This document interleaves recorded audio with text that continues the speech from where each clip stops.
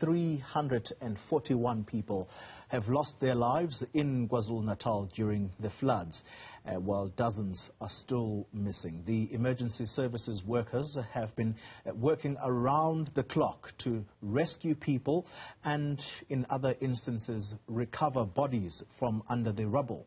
Joining me now to talk about his experiences is the National Sea Rescue Institute Station Commander at the Durban Station 5, Jonathan Kellerman, who talks to us from Durban. Jonathan, good morning to you.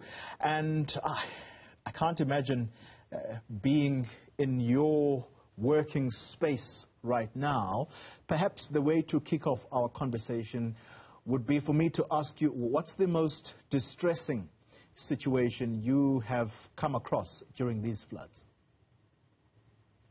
Hi, and thank you for being on the show. So just the National Sea Rescue Institute is a volunteer rescue organization. So all of our team here in Durban are volunteers that gave up their time to assist with the rescue efforts over the past on the Monday and Tuesday, where we experienced over 300 millimeters of rain across in many parts of the province, which was double last year's records.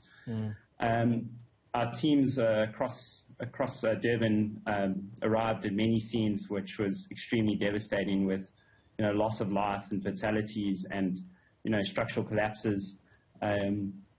It's glad that we could make a positive impact to many of the communities across the province.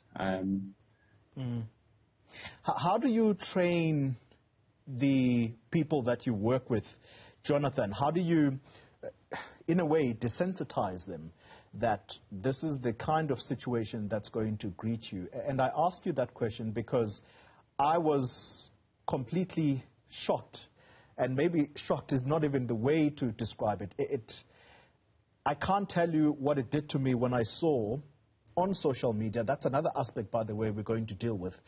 When I saw on social media the body of that toddler, because to me it looked like a toddler, who had been washed up at the Isipingo beach, and there was that rescue worker who was helping to gently put a blanket over that body of a young child, a toddler. When you come across scenes like that, how are your teams trained to deal with situations like that? I don't think you can train directly for it, but the intense training that we do in all other aspects makes you automatically default to your training scenarios and back to some of the basics around primary care and keeping yourself safe in those situations and keeping strong and just getting in the mindset to get the job done. It's extremely traumatizing for our volunteer crew, but you deal with the situation at the moment, and when we're back and we debrief, you talk it through and making sure we've got the strength to carry through. Yeah. One of the other images I saw, Jonathan, it was in the area of Verulam, if memory serves, and I was watching another television station, and the rescue workers there were digging in the night because of the mudslide, and whilst they were digging, you could tell that they are trying to handle the situation with utmost care and dignity, because there are people who are obviously buried under this mudslide, but the importance of it all is to treat the scene with dignity.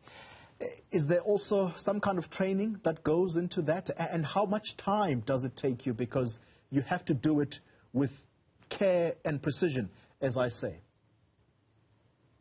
Unfortunately, there isn't direct training for that. We train in these sorts of situations to get the job done, making sure the scene is set up safely and we can recover those fatalities as best as possible. You naturally incline that or at least the realization that when you're on scene and you dig in, that there's humans involved and there's family members close by, so you naturally take extra care and I think the most important driver at that point is just driving closure for that family to get their family out of that situation as best as possible. And what would your advice be to people who are watching this unfold? And you will know nowadays these things, cell phones, they almost come in as it's almost automatic for some people to take out their camera and start flashing or take videos. And as I say to you, when I saw that image on social media, you could clearly see that the body of the deceased child was quite visible because it had not quite been covered yet. For those people who like taking pictures and circulating this kind of stuff, it is very insensitive, particularly to members of the family whose loved one is in a situation like that, because this child actually was not even covered in clothes. This child was completely naked. What would your message be to people to use social media responsibly? Sure, that's quite a sad story in itself. I'd ask those individuals to put themselves in those positions, that if their family member was in that position, what respect would they appreciate in that situation? That's such a damaging, social media can be such a damaging tool in those situations. Yeah. Final question, Jonathan. Do you see your job as a calling, and how do you decompress when you have gone through an intense period like this? Because I would imagine it is intense. Rescue is definitely a calling. You can meet anyone in the rescue community, and they're definitely passionate of what they do. And you need to get yourself in these situations, which most people would turn away from. I've witnessed incredible courage and bravery across the community and within my crew at Station 5 Durban.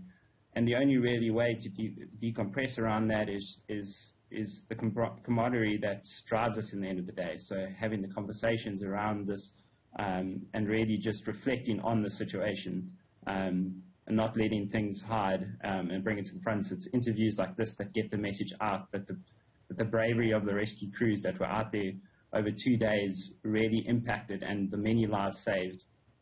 That's really what gets us through. Yeah. Well, Jonathan, let me thank you very much for what you do. The families who are affected at this time, I can tell you without a doubt that they are appreciative of the work that you do, and even more so, it is volunteer work, as you started off this conversation. And we truly appreciate what you do for fellow countrymen. And thanks indeed for your time. That's Jonathan Kellerman. He is with the National Sea Rescue Institute, a commander at Station 5 in Durban.